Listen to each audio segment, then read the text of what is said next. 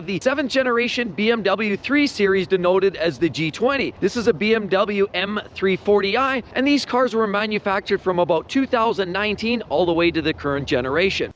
I've driven BMWs most of my life. I was lucky though if I could get 110,000 miles out of any one of them. But along came this beautiful B58. And I've experienced the big changes BMW's made has allowed them to run 250, even 300,000 miles. What's special here? What's new? What has BMW finally figured out?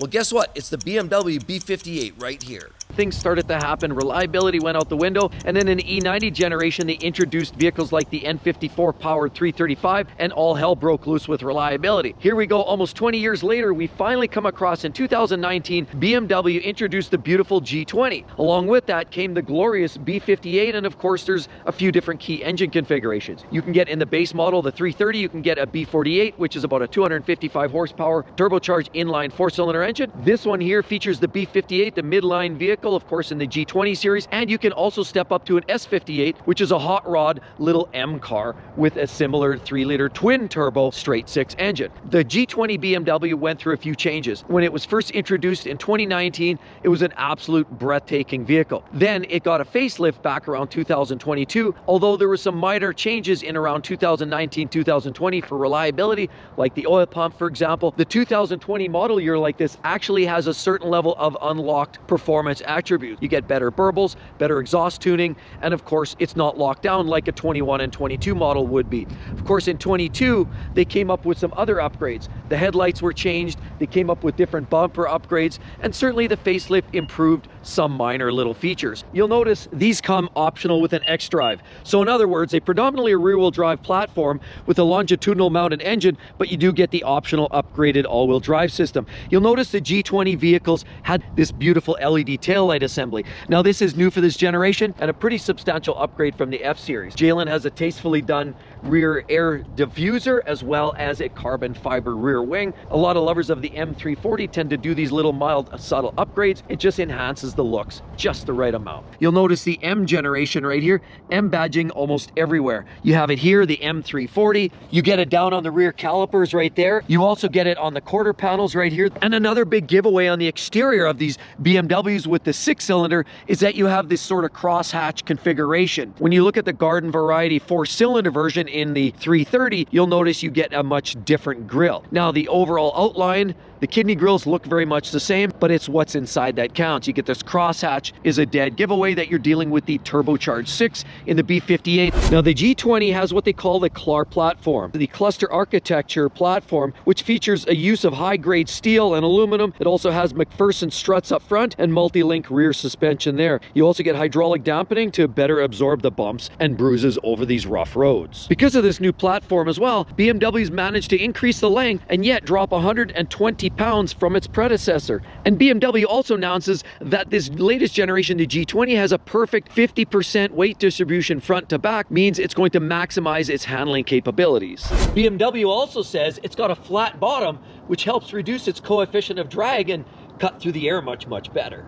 This M340 also happens to be sitting on a set of 19-inch skins, and for the first time it actually has an electronically controlled rear park brake. BMW's also managed to put coasting mode in the Eco, Pro, and Sport configurations to allow the vehicle to maximize its efficiency, particularly when you're really not on the throttle. But this is an M340. Why wouldn't you want to be on the throttle? And I didn't hear too many people complain about the noise insulation issues in the previous generation, but BMW did double glaze the front windshield for better insulation. They also happen to offer up better insulation in the A-pillars right here to offer up a reduced sound. Especially when you're humming down the road doing 155 miles an hour on the Autobahn, you're going to need that better insulation and sound deadening. When you look at the quad tips down here, now these are extra tips. They generally come with a smaller oval tip, but you do have the dual exhaust on the M340. You get nice little details like this. I love these features on the BMWs. Love the integrated lights right here. Love also all of the sensors that are blended in neatly. And looking down the sight lines of the vehicle, I love these little creases, giving it a much sharper, crisper look. Very sporty. They even go to the point of adding this beautiful little detail right in here just to give it that little flair. BMW adds this extra large sunroof. They haven't gone quite to the same degree as a Mercedes-Benz or Audi with the full panoramic glass. They keep it simple. It's still a large, great sunroof.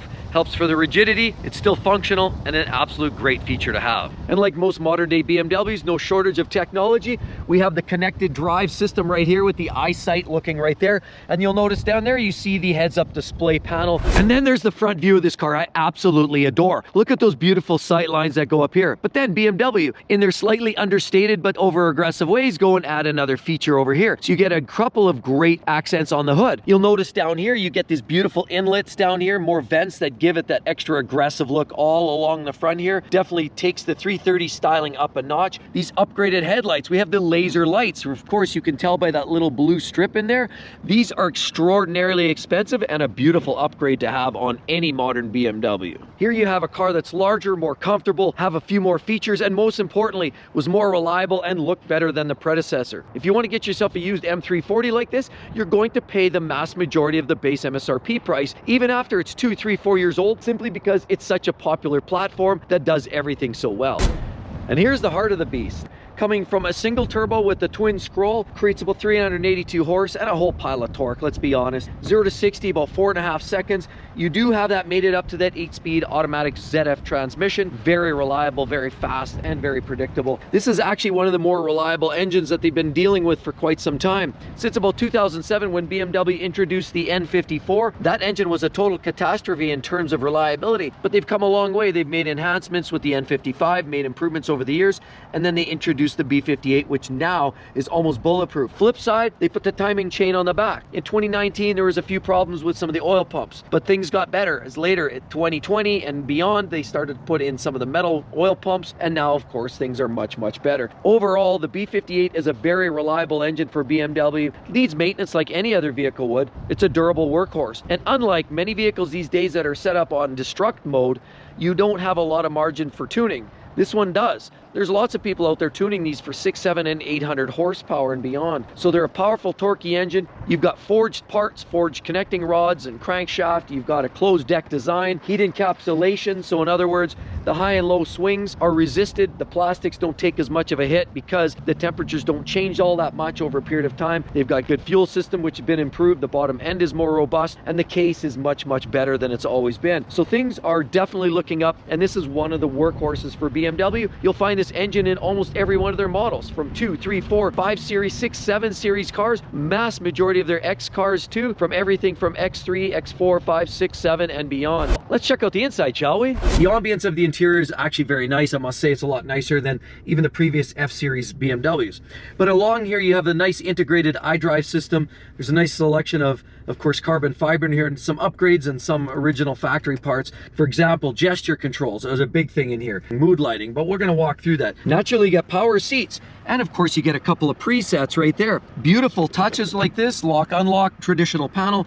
You can control all the windows right there. Stuck your drink in there, or just your cell phone, whatever you want, you can put that in there. Close that up. And of course, beautiful carbon fiber throughout all of the interior and the components here that you'll see. You do get this beautiful red button. Eat your heart out, Ferrari. Ferrari is now giving up that red start button, and now they're going with purely a haptic and capacitive type control. But BMW, they're bringing that red push button. That is absolutely lovely. And I love this. Nice touch, BMW. Love the graphics. Super clean, very authentic. I like the driver pod here entirely. And everybody's going digital right now. This is BMW's variation in the 3 Series, and I love the looks of it. Shift down, shift up. Of course, this here being that controls the 8 speeds of your ZF 8-speed automatic transmission, and truly are one of the best transmissions in the market. I had the 8-speed ZF transmission in my F-Type R, and you couldn't even barely tell the difference in speed and shift velocity between that and a dual clutch gearbox. It's that good. It's also reliable, and it knows in auto mode exactly where you need to do. It definitely does a great job of predicting the driver's performance requirements. With that ZF 8-speed automatic transmission that BMW's rocking, they don't really rock any more of those manual gearboxes in this turbo 6-cylinder engine.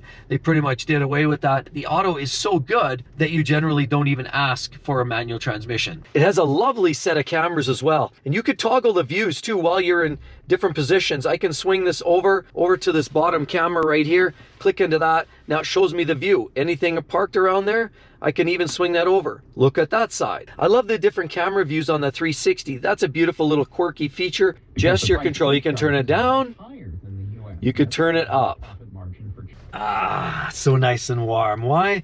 Well, because you have heated seats. So those are some of the other great controls. We got heated seats, both left side, right side, of course your typical HVAC controls, which I must add is something that a lot of modern day vehicles just simply don't have. It's nice and refreshing to see these buttons and knobs. We push this down too. We also have a wireless charger down there. I can put my phone in there and it can charge away. Down here in the center pod, you can turn off your traction control. You've got cameras, you can turn off your parking sensors, and most importantly, your auto shut off. Everybody's annoyed by that, so you can turn that off. Here's your start stop, as I've already mentioned. And down in here, you have your Sport, Comfort, and Eco Pro. So if you want to try to maximize your fuel savings, you go there. Comfort, of course, is default, and Sport if you want to step up your game. You can shift your transmissions either with a shifter like this, or of course you can utilize your paddle shifters right here on the steering wheel. There's a couple of great options for shifting, whether it's here, whether it's here. You can always do some sort of controlling of your own BMW. Down here, of course, the latest iDrive system. Here we have media, comm, home, media. It gives you your stereo controls, Sirius FM, FM, AM, music, radio, Bluetooth, and the like. So that's a great feature right there. You go back here, you can either go home, you could press the comm button right here, and there you go. You have basically your contacts, telephone, mobile devices, BMW Assist, and then go into this global dealio. Here you get your BMW Assist, lap timer. That's a nice feature, right? You can go down, click into that, loading app, and of course you can do a lap timer here. It's used in compliance, they give you a safety readout. Quite little quirky feature, but it's great if you're gonna go to the racetrack. You can go into this mode, and of course then it gives you a proper lap time. You can start recording your lap times in here. Look at that piece of raceway there, absolutely cool. That is a quirky feature, I love it. You can either go maps or navigation right here, or you can do it when you're in this menu. You'll notice right over here you have the same features. We can go down to car, and this is where you have all your features. Driving information, vehicle status settings, driver profiles. We don't need to go into there. Owner's manual is available there, but it gives you all the features. Tire pressure monitoring. It gives you all your pressures, 35 PSIC. That's absolutely a nice little feature. You can do a reset from there. Back out. Again, we can check your engine oil. You generally have to do this when it's stopped, and of course required services. It just tells us when the next oil service is due. You can also go down to settings, and then you have a general variety of driving modes, exterior lighting, driver assistance, and displays. Now, many people refer to these as the M-Lite because they're a good Midland performance vehicle. They have the performance attributes that get you 80% of the performance, 90% of what the true M cars would be, but they make it more drivable. They usually give you features like all-wheel drive, whereas a lot of the M cars don't have that. Same thing with BMW, Mercedes. Mercedes does it with AMG packages. They have the AMG Lite. C43 AMG is not a real AMG car. They have lots of nice touches to let you know you're in a special car. Right down here, lots of M decals right there. Of course, down in the section right here, as you enter the doorway, you have the M340 badging right there. You have M colors all over the stitching right there on the seats, telling you again you're into a special vehicle. So there's a lot of features that just give you a touch of the top spec vehicle like the M cars without going all M, because when snow hits the road, an M3 is the last car you want to be driving around with, whereas an M340, you can drive it. It's all-wheel drive. Maybe the tires aren't the best, but you can at least get yourself home. Sitting in the back, we've got a nice group of amenities. We do have a couple of plug-in ports, couple lightning ports back here, heating controls, dual vents, pretty handy there. We do have this beautiful little unit, give you a couple cup holders in the center and a little headrest in the middle. More of that beautiful accent lighting with that detail, that mood lighting you get here. Of course, even a little mood light in here. I can see a little mood light down there on the handle, so it must be coming from above. Holy pooper handles and some great lighting up top. I wouldn't put 3 people back here unless you really didn't like them all that much. All right, let's go for a drive. Hit the go button on this unit. Listen, right away you'd hear it roar. I gotta say, the B58 in the M340 does have a bit of a distinctive roar to it. And this being a 2020, it has a certain tunability, a little extra burble that you're finding in some of the even later generations. Whoa. One thing that I've noticed about a lot of these BMWs, they have such a Jekyll Hyde feel to them. A lot of BMWs now, the way they're tuned and their suspension tuning, they used to be, you know, if you wanted a hardcore car that would work on the track, that would do it well, you sort of had to have that car and there was no compromise. It was gonna be a rough, ragged performance car. And then there was the other way. The only way you'd get that soft, supple ride would be to get something like a 5 Series. But these modern BMWs, and even the 3 Series here, I have to say, is much, much better now. The 3 Series now feels like a 5 Series of 10 years ago. And to be honest with you, the way their suspension tuning goes these days, it actually does a great job of giving you just enough sporty feel. There's enough feedback in the steering. Even though we're talking about electric steering these days, I mean, BMW sort of gave up the hydraulic rack many moons ago. It handles very, very well. But coming out of a Ferrari 296, also equally with an electric steering setup, I'm not even gonna fit. This actually does feel very, very direct. It's a very nice, comparable steering connection. Now this, of course, being all-wheel drive, you're sort of going to lose a little bit of that. You know, there is always that natural push with an all-wheel drive car. You're always, when you push it to the limits, it's always going to have that natural push, that push outwards, and understeering, if you will. And this, of course, being a 50-50 weight distribution, it's going to have a very well-balanced feel to it. You wouldn't be disappointed. Now, if you're buying an Audi, you're going to find their all-wheel drive systems are a lot more front-wheel drive bias, and they're going to tend to push a lot more, and they're not going to feel as gripping around the corner, especially when you're pulling hard around the corners and you want to get on throttle, say 2/3 through the corner. The Audi is going to really push outward, and you're going to feel a major understeer. The front engines tend to push out the weight a little bit more on the Audis, whereas BMW's a 50-50 weight distribution. It's going to feel very balanced. Okay, so why don't we just put it in eco mode first of all. See, immediately what it does is it drops the revs right down. And as I'm touching the throttle, there's almost very little response in the throttle inputs. And the intention for that clearly is for saving fuel, a little more stability too in the icy roads. You don't want to have those sudden jerky inputs. And that's part of the issue when you're driving snowy road conditions. You have to be sort of cognizant of your throttle inputs and your steering inputs, and everything should feel a lot more smooth. And that's essentially replicating in this eco mode. It has a lot of the M attributes, but with the daily drivability. And that's the beauty with the M340. So let's go back to comfort. And immediately I can feel it sort of lock and it slows down. So there's now an immediacy to the throttle response, a little bit more. You know, the steering changes, actually the steering input changes quite a bit.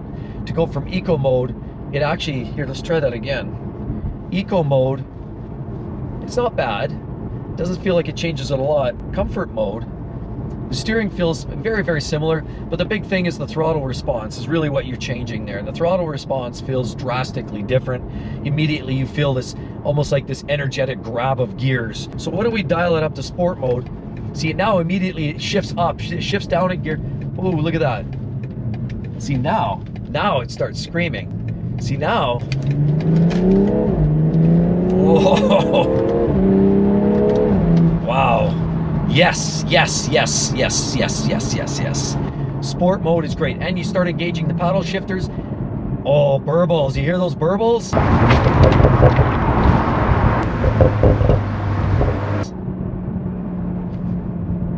Gorgeous. I love it. Sport mode is definitely where you want to have some fun. So the car is rev happy, brings on the power in a strong linear fashion. If I could be so bold and say, it doesn't feel turbocharged. It feels like a V8 engine. It feels like a strong V8 where it's building this linear surge and is strong, and there's a bit of a hit of torque initially, but then this linear surge from about 2,500 all the way up, and it's a great performance attribute. I like that. It initiates that desire for spirited driving. So we're just gonna see. Yeah, that feels very, very nice. You don't even have to rev it up. I mean, you know, when you're up 3,000-4,000 revs, it actually, that's kind of the fat part of the torque curve. You know, most of these turbo engines tend to have that fatty, meaty torque band, usually in that 25 to 5 grand. And then a lot of these engines, once you push them up to that 6 to 65, you sort of lose the motivation to keep accelerating. But this car doesn't necessarily lose that. And the B58 is a great engine. Let's downshift. See, the paddle shifters automatically pretty much run them. Beautiful. Beautiful. Slow down, M2, second gear, round the corners. It's still very nice and planted. Oh yeah. See, like it's just so nice and crisp. And you know, I've driven the M cars, the M3s, the M4s, I've driven the latest generation, G80 or, you know, I will comment that while they have a little more of that fire and that energy, there's more of that scream. When you really get down to it, look at the 0 to 60 times. You're really a difference of 4.6 for this, 4.5 versus a 4.2 or 4.1. It's not that big of a difference. It feels more sprightly, but it's really more fired up. It's still a 3-liter inline 6, but now it's got 2 turbos. It's a little more energetic, feels a little more fiery, and you do gain an extra, 100 ponies and change, but a lot of that's more peak power. Sure, you do get a little more torque out of the M cars, but overall the energy seems to come more from that top end, and that's not where most people are running their cars at the top end. Most people are running their cars in the mid-range on a daily basis. And that's why these M lights are just the perfect solution for somebody that wants to tune their car, drive it quick, take it autocrossing, but can drive it home. Here, let's put this back in comfort mode. We don't need to step that up anymore. Just gonna coast, let it shift up a gear, and it's gonna be more relaxed. So that's what's the beauty in driving these M340 and any of these cars. You know, BMW, same thing, they do that with the X3 M40i. I've driven that, and I think that's really one of their sweet spot.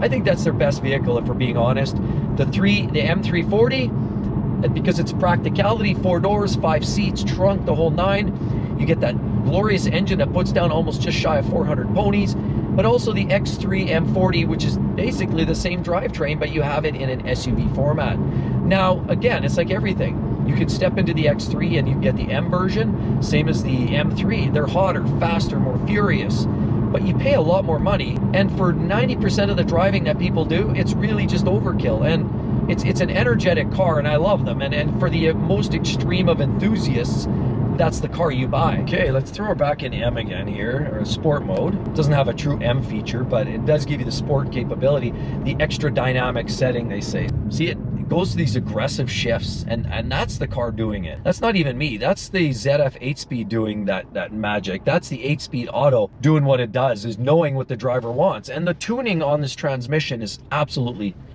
impeccable. I can do it manual mode. Now I shift to manual, up. Manual, 3, 4, 5. See, it's just, it's super easy to shift. In manual mode with the shifter, I can toggle back over to auto mode. And of course I can use the paddle shifters at Hawk. I can just start pulling gears.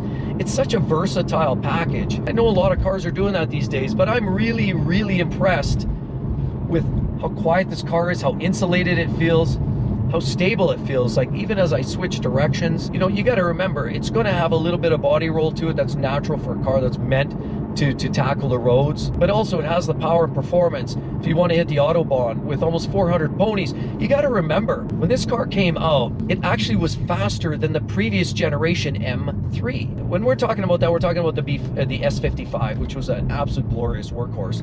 Had just over 425 horsepower. If you step that up into some of the higher trim levels, of course, you can get the GTS, and that was closer to 500 ponies. But it was also water injected, and it was set on absolute destruction mode. The M340, I was ludicrously impressed with the level of tech. The interior fit and finish has come a long ways. I love the mood lighting in this vehicle, the solidity of the chassis, and a lot of that comes, I already mentioned earlier in the video, about some of the suspension tuning that they've done on this, the improved structural rigidity with the extra heavy duty steel combined with more aluminum where needed, actually shed some weight. The extra insulation on the front, the glass and the A-pillars, means that it's just a very quiet, subdued car when you want it to be. But when you want it to hit it, go autocrossing and have some fun, throw it in sport mode, start pulling gears, flick it over to manual, and you've got yourself a real winner. I love this car. To be honest with you, this is one of my favorites. If you want a car that sort of meets the intent of a functionality, you can almost justify it to your wife or your husband or whatever you've got going on there. Say it's a practical 4-door car. But guess what? It's an M Light. It's fast. It goes. Reliability, we already know the B58 ratings. Overall reliability for this car gets very, very good ratings.